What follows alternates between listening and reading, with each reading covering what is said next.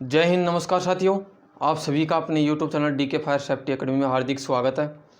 तो साथियों, आप सभी के लिए नई खुशखबरी है कि एक नई वैकेंसी आई हुई है। नई वैकेंसी किसके अंदर आई हुई है? तो ये वैकेंसी आई हुई है 36 फील्ड गोला बारूद डिपो के अंदर। ये वैकेंसी आई हुई है फायरमैन के पद के लिए। ये वैकेंसी आई हुई है। इसके अंदर बात करेंगे कि इसके अंदर आवेदन शुल्क है वो कितना क्या है, और जो इसकी योग्यता रखी गई है, सबसे इम्पोर्टेंट योग्यता है कि इसके अंदर योग्यता कितनी क्या रखी गई है। और जो इसके अंदर जो भाई महिलाएं या पुरुष ही भर सकते हैं या महिला भी भर सकती है, क्योंकि मैं अभी कुछ दिन पहले वीडियो डाला था, उसके अंदर भी लड़कियों की कमेंट आ रहे थे कि सर हम भी भर सकते हैं क्या। तो लड़कियों के लिए बताने वाला हूँ, इसके अंदर लड़कियाँ भी भर सकती हैं क्या या पुरुष ही भर सकते हैं। और इसके अंदर जो पदों की संख्या है वो कितनी क्या है, आयु कितनी क्या रखी गई है, हाइट वगैरह चेस्ट वगैरह कितना क्या रखा गया है।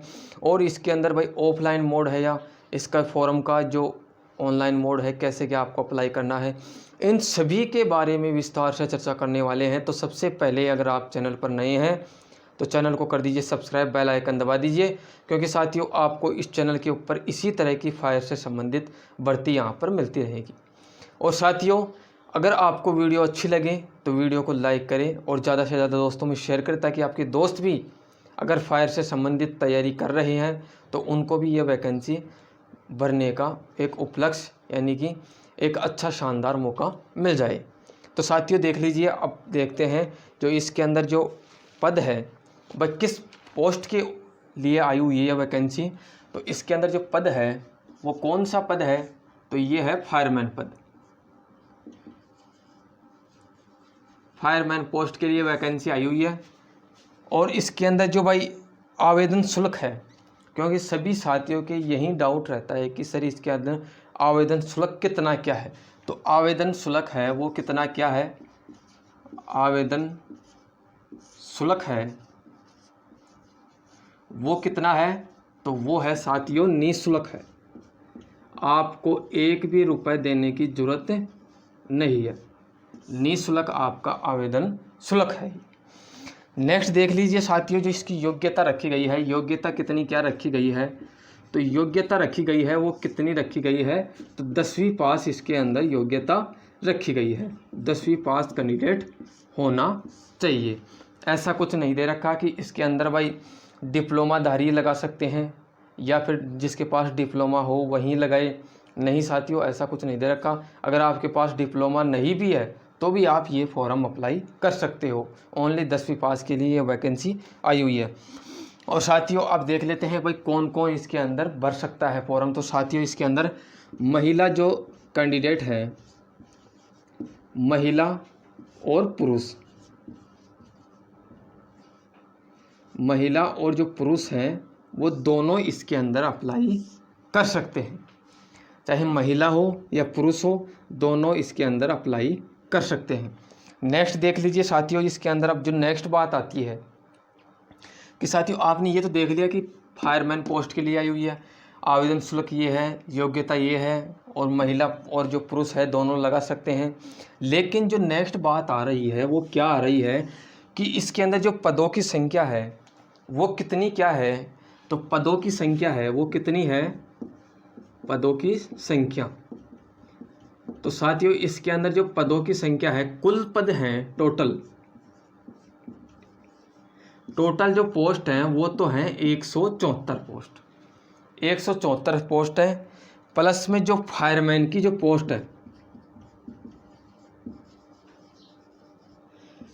इसके अंदर जो साथियों फायरमैन की पोस्ट है, क्योंकि टोटल पोस्ट हैं जो 174 हैं, इसके अंदर और भी अलग अलग पोस्ट दे रखी हैं। तो इसके अंदर जो अपनी फायरमैन की जो पोस्ट रखी गई है वो इसके अंदर 14 पोस्ट रखी गई हैं। तो 14 पोस्ट खूब होती हैं। आप ऐसा ना सोचें कि भाई जो अपन तो 14 पोस्ट आई हैं, अभी जो नई वैकेंसी आएगी उसके अंदर ज़्यादा आएगी तो उसके अंदर भरेंगे अपन। तो ऐसा कुछ कोई मतलब नहीं है। जो भी वैकेंसी आए उसके अंदर आप अप्लाई कीजिए, क्योंकि साथियों फायरमैन की आप सभी को पता है पोस्ट बिल्कुल कम ही आती है। तो आप ऐसा ना सोचें कि ज़्यादा पोस्ट आएंगी, 1000 आएंगी, 2000 आएंगी, 5000 आएंगी, ऐसा कभी आने वाली नहीं है। और आएगी तो मैं आपको बता दूंगा, लेकिन आप भाई मैं जो भी आपको बताता हूँ फॉर्म अप्लाई करने के लिए उसके अंदर आप अप्लाई कीजिए। क्या पता आपका लग जाए, तुक्का वगैरह अगर मेहनत करके जाओगे तो आपका सिलेक्शन होगा ही। अगर मेहनत करके नहीं जा रहे हो तो फिर भी कोई तुक्का वगैरह लग जाए तो आप अप्लाई ज़रूर कीजिए। तो ये फायरमैन पोस्ट के लिए हो गई। फायरमैन पद हैं जो कितने हैं, 14 पद यहाँ पर फायरमैन के दिए गए हैं। अब इसके अंदर जो नेक्स्ट है आयु, नेक्स्ट आयु है इम्पोर्टेंट, क्योंकि साथियों सभी साथियों की जो आयु है वो ज़्यादा से ज़्यादा हो रही है। तो साथियों इसके अंदर देख लीजिए जो जनरल कैंडिडेट हैं, तो जनरल कैंडिडेट की 18 से 25 यहाँ पर आयु होने वाली है, जो जनरल कैंडिडेट है। इसी प्रकार जो ओबीसी कैंडिडेट हैं, ओबीसी कैंडिडेट को आप सभी को पता है, जो ओबीसी कैंडिडेट हैं उनको 3 साल की छूट मिलती है, और जो एसटी कैंडिडेट हैं, एससी और एसटी, उनको मिलती है 5 साल की यहाँ पर छूट मिलती है। तो ये तो हो गया ओबीसी, ये हो गया एससी और एसटी। अब कुछ साथी पूछेंगे कि सर हम आते हैं वो उसके अंदर आते हैं ईडब्ल्यूएस के अंदर। तो साथियों जो ईडब्ल्यूएस कैंडिडेट आता है उसकी भी आयु यही मानी जाएगी 18 से 25 वर्ष। इसी प्रकार जो 18 से 28 साल हो जाएगी ओबीसी के वालों की। और जो एससी और जो एसटी कैंडिडेट हैं, आप सभी को पता है जो एसटी और जो एससी कैंडिडेट हैं उनको 5 साल की यहाँ पर छूट दे रखी है, हर वैकेंसी के अंदर दे रखा है। आरक्षित वर्ग होते हैं उनको छूट मिल जाती है। तो इनकी हो गई 18 से 30 साल यहाँ पर इनकी आयु देखने को आपको मिलेगी साथियों। इसी प्रकार देख लीजिए जो आगे आपको मैं बता देता हूँ, जो आपकी सैलरी होने वाली है, इसको मैं मिटा देता हूँ साथियों। और आपकी जो सैलरी होने वाली है, क्योंकि इम्पोर्टेंट, आप कहीं पर भी जाते हो, कोई भी आजकल सेवा करने के लिए तो जाता ही है। आप सभी जानते हो कि भाई कुछ साथी बोलते हैं कि हम तो सर सेवा करने के लिए जाते हैं, लेकिन मेन जो मकसद होता है वो होती है अपनी सैलरी, ज़्यादा से ज़्यादा अपनी कितनी क्या सैलरी है। तो ये देख लीजिए साथियों, इसके अंदर जो आपकी सैलरी रहने वाली है वो कितनी क्या रहने वाली है। तो आपकी 19,900 आपकी यहाँ पर मंथ यहाँ पर आपकी सैलरी रहने वाली है। 19,900 आपकी पर मंथ यहाँ पर सैलरी रहने वाली है। अब जो फिजिकल है, फिजिकल के अंदर आपका क्या क्या होने वाला है वो आप देख लीजिए साथियों। तो 165 तो आपकी हाइट होनी चाहिए, ये यहाँ पर दे रखा है कि 165 सेंटीमीटर आपकी हाइट होनी चाहिए। इसी प्रकार जो चेस्ट दे रखा है वो कितना क्या दे रखा है, तो 81.5 से और 85 सेंटीमीटर, 81.5 से और 85 सेंटीमीटर आपका यहाँ पर चेस्ट होना चाहिए। इसी प्रकार देख लीजिए जो अब देखते हैं कि जो ये जो आपका फॉर्म है वो ऑनलाइन मोड है या ऑफलाइन मोड है, क्योंकि सभी साथियों ने आपने समझ लिया, लेकिन इसको आपको जो करना है, अप्लाई करना है, वो आपको ऑफलाइन मोड से करना है या ऑनलाइन मोड से करना है। तो वो देख लीजिए, आपको ये फॉर्म मिलेगा, आपको ऑफलाइन मोड से करना है। अब ये ऑफलाइन मोड से करना है तो आपको ये फॉर्म कहाँ पर मिलेगा, क्योंकि ऑफलाइन करोगे आप डाक द्वारा भेजोगे तो आपको फॉर्म भी चाहिए। तो साथियों जो आपको फॉर्म है, फॉर्म आपको अपने चैनल है जो व्हाट्सएप ग्रुप है और टेलीग्राम जो चैनल है उसके ऊपर मिल जाएगा। लिंक आपको डिस्क्रिप्शन बॉक्स के अंदर मिल जाएगी, वहाँ से आप ज्वाइन कर सकते हो।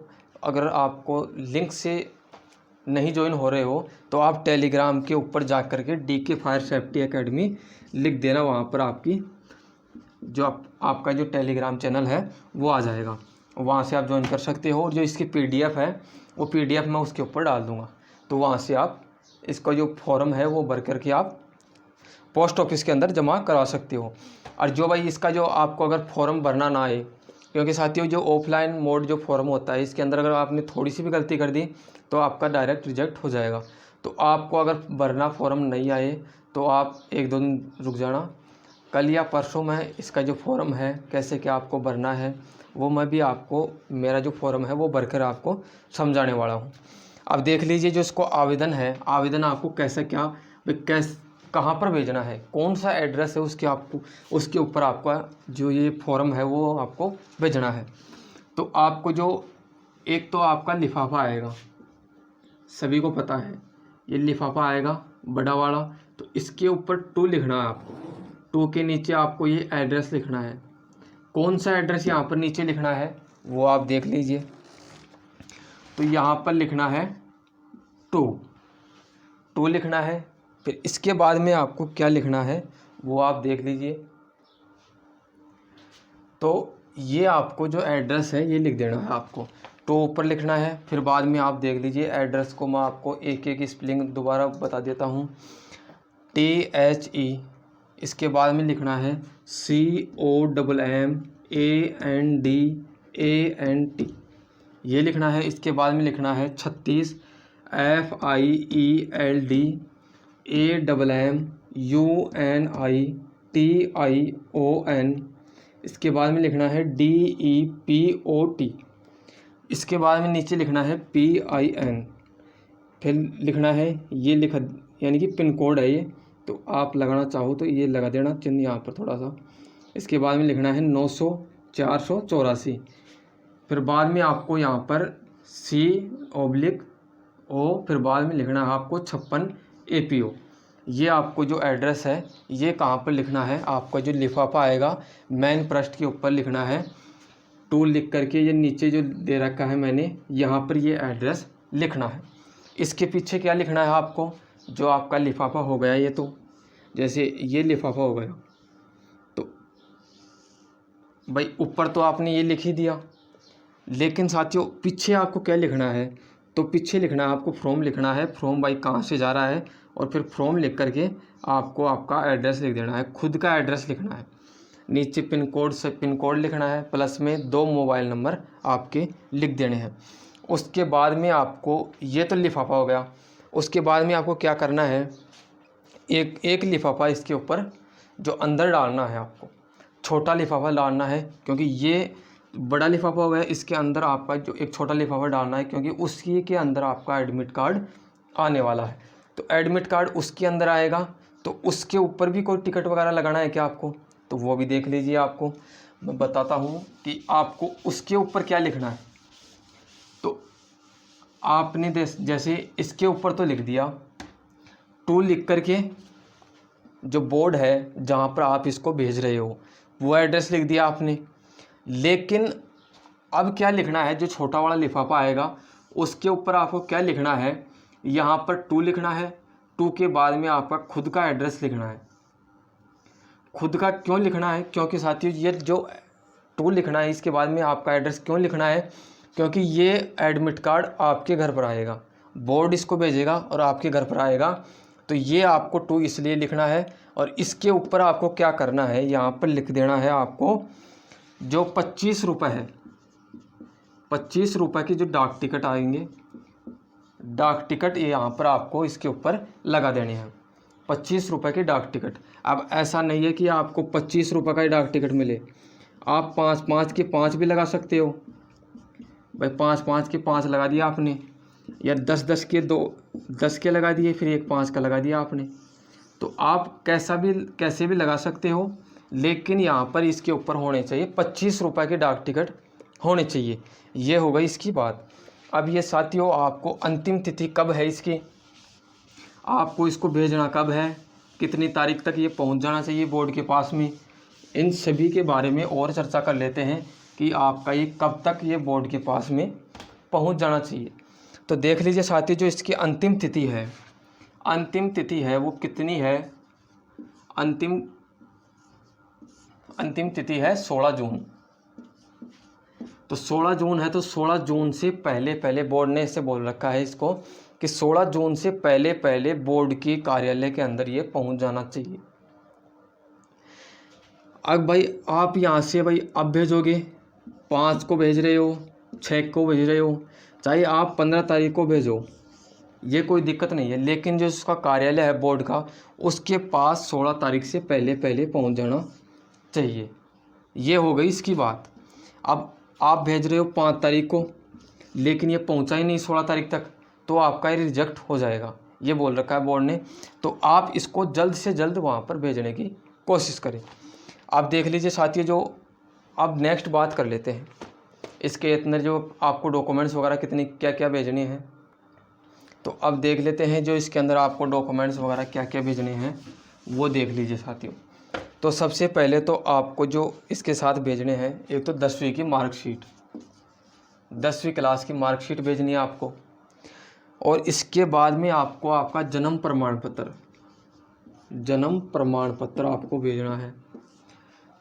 सेकंड ये हो गया, फर्स्ट ये हो गया, थर्ड हो गया। अब कुछ साथियों के पास जन्म प्रमाण पत्र नहीं है, तो वो उनको क्या करना है कि आपकी जो 10वीं की अगर मार्कशीट के अंदर आपका जन्म तिथि दे रखी है उसके अंदर, तो आपको जन्म प्रमाण पत्र लगाने की ज़रूरत नहीं है। अगर किसी बोर्ड ने नहीं दे रखी है तो आपको जन्म प्रमाण पत्र लगाने की ज़रूरत है। अगर 10वीं की मार्कशीट के ऊपर आपकी जो जन्म तिथि है तो फिर लगाने की कोई ज़रूरत नहीं है। अब जो नेक्स्ट देख लीजिए साथियों, इसके अंदर दे रखा है कि मूल निवास होना चाहिए प्लस में आपके पास एक मूल निवास लगाना है आपको। और चौथी चीज़ लगानी है वो आपको क्या लगानी है, जाति प्रमाण पत्र। जाति प्रमाण पत्र आपको लगाना है। अब कुछ साथी पूछेंगे क्योंकि सर हम EWS से आते हैं तो हमारे को लगाने की ज़रूरत है क्या? तो आप लगा सकते हो, EWS का सर्टिफिकेट लगा सकते हो। और जो भी भाई इसका जो प्रॉफिट लेना चाहिए SC ST वाले, तो वो भी इसके अंदर जाति प्रमाण पत्र अपना लगाए। भाई इसके अंदर जो एज के अंदर छूट दे रखी है तो उसी के अंदर जब भी छूट मिलेगी आपको, भाई जाति प्रमाण पत्र आप यहाँ पर लगाओगे। तो नेक्स्ट दे रखा है कि आपको लगाना है एक आधार कार्ड, आधार लगाना है आपको एक। नेक्स्ट लगाना है आपको एक्सपीरियंस का सर्टिफिकेट, अनुभव प्रमाण पत्र,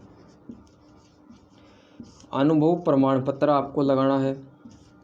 अब ये क्या है, कंपलसरी नहीं है ये, आपको अगर आपके पास है तो आप लगा सकते हो, नहीं कोई ज़रूरत नहीं है। ये इसके अंदर बोल रखा है अगर आपके पास है तो अनुभव प्रमाण पत्र आपको लगाना है।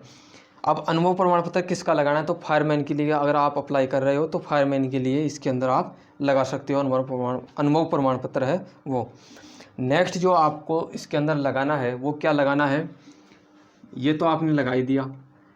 प्लस में आपको 2 फोटो, जो 2 फोटो है वो 2 फोटो इसके अंदर आपको भेजना है अतिरिक्त, यानी कि पासपोर्ट साइज़ की आपको फ़ोटो भेजनी है इसके अंदर।